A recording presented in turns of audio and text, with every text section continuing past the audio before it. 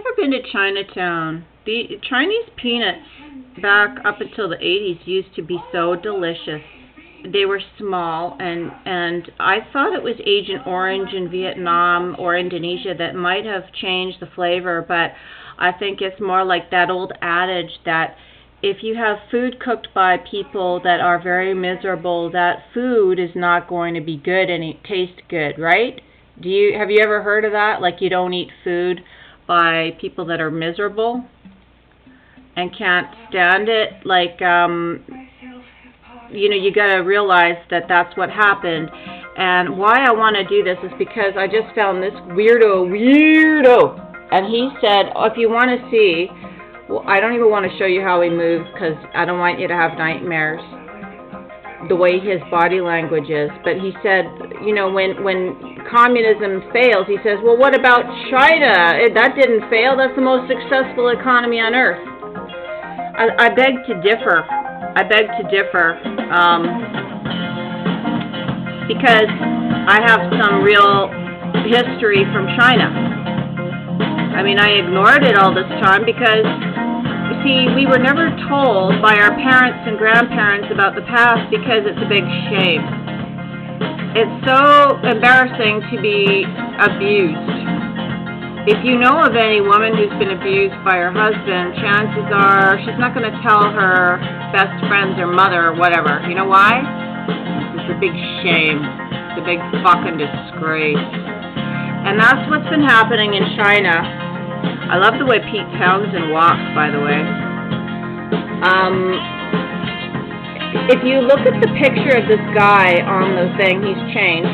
Of course, it's like this. He's changed. They don't even look Chinese anymore.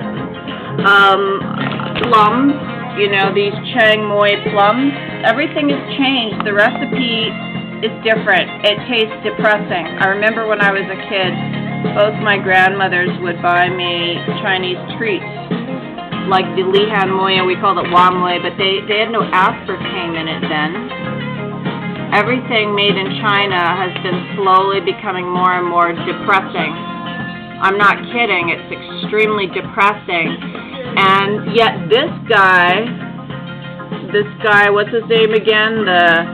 This guy said it was such a success. Really? For who? If you were to show the Chinese just what they lost, whoa. It's like that show, that movie, remember, Moana? That female, they said, restore the heart of Tafiti. Maybe you should look at Moana, that movie, and think about Tafiti and China. And this kind of a person who, look at the way he moves, and he's saying that, if you think communism failed, I have proof that it didn't fail. I have proof. Just think about China the last 15 years. How much money they made. They're not starving anymore. How would you like to be working in making everybody's brew for 14 hours? How would you like that? Well, I guess they really have no choice over there. So somebody has been exploiting them. But I mean, this guy has just said that the Chinese system is so fantastic. What a tragedy for the world. Because now the world is wearing commie clothing. Everything about everybody is slowed down, is unfit, is ugly, and they are pitting us against each other. In case you haven't noticed. But I want reparations for Chinese culture. I want Chinese cultural reparations because there's beauty in there, and it's gone, and now it's replaced with very bad tasting peanuts. The best peanuts in the world, I used to snack on them like crazy, and now they taste like somebody died in them, or at least their spirit died. This is not the Chinese way.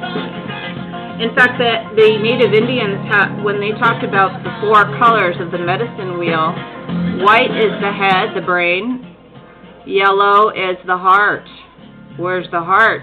Red is the earth and black is the physical body. That sounds pretty good to me. I got no problem with that, do you?